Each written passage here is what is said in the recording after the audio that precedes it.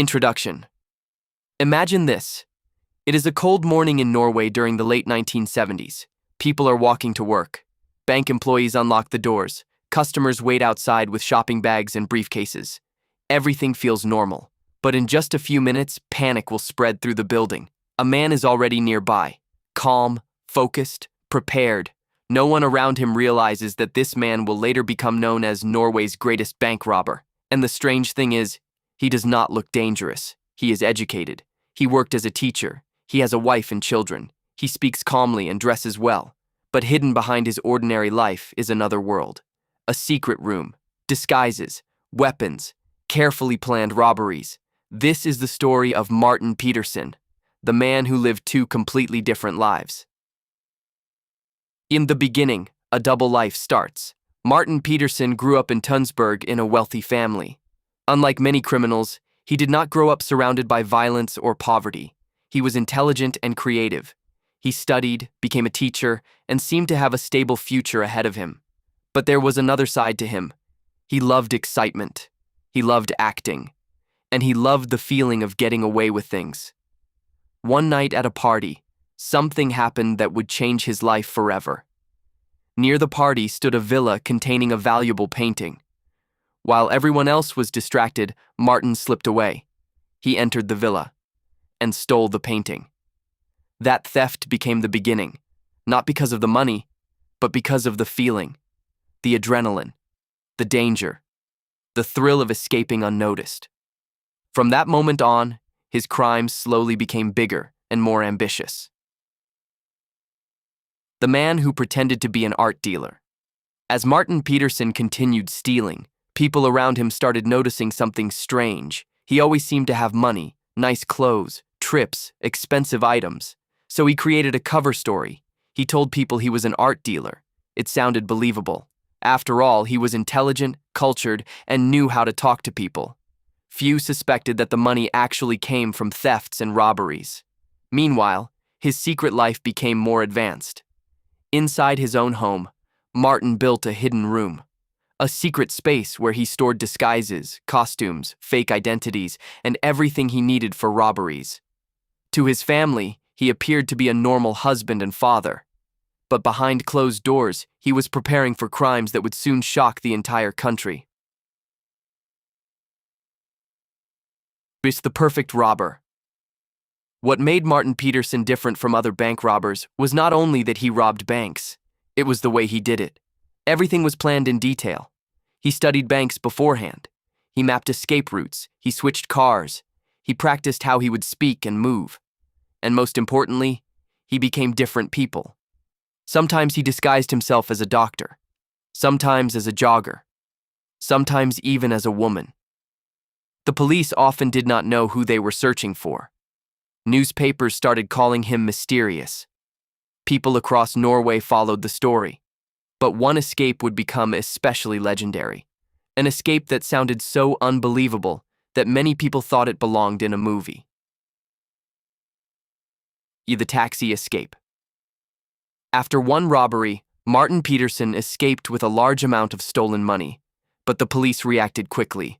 Roadblocks were set up. Officers stopped every vehicle searching for the robber. At that exact moment, Martin was sitting inside a taxi. The stolen money was with him. As the taxi approached the roadblock, the tension inside the car became unbearable. If the police searched him, everything was over. The car stopped. Police officers stepped closer, and then Martin made a split-second decision. He pretended to be mentally challenged. He changed his behavior completely. His body language, his speech, the way he looked at the officers. The police glanced inside the taxi, then waved the car through. And just like that, he escaped. Once again. Stories like this only increased the myth surrounding him. Who was this man who could fool both banks and police over and over again? Climax, the national bank robbery. Then came the robbery that pushed everything to another level. The robbery of the National Bank. This was no ordinary target. This was one of the most secure financial institutions in Norway. The risks were enormous, but Martin Pedersen believed he could outsmart everyone once again. The robbery was carefully planned. Every detail mattered. Every second counted. When the moment finally came, everything moved fast. Employees suddenly realized what was happening. Panic spread. Voices rose. The atmosphere changed instantly. Meanwhile, Martin stayed calm, controlled, focused, like an actor performing a rehearsed role. And then, just like before, he disappeared. But this time, things were different. The money stolen from the National Bank had serial numbers. The bills were marked and traceable. For the first time, Martin faced a major problem. How could he use the money without getting caught? His solution was risky. He traveled to Switzerland. There, he attempted to exchange the Norwegian kroner into foreign currency. He wanted clean money, unmarked money, money that could not be traced back to the robbery. But the police were already closing in. Authorities became suspicious when large amounts of Norwegian cash appeared. And finally, after years of robberies, disguises, and escapes, Martin Pedersen was arrested in Switzerland. The man who had fooled Norway for years had finally run out of luck. The fall of a legend. When people heard about the arrest, many were shocked, not only because he had finally been caught, but because of who he really was. A teacher, a husband, a father, a man living an ordinary family life while secretly becoming Norway's most famous bank robber. In 1982, he was sentenced to prison. But even after his arrest, the fascination never disappeared. People continued talking about his disguises, his escapes, and his almost unbelievable double life. Some viewed him as a criminal mastermind. Others saw him simply as a dangerous criminal who created fear and trauma. And maybe both are true. The conclusion. Martin Pedersen's story feels almost unreal. He went from being an educated teacher and family man to becoming Norway's most infamous bank robber.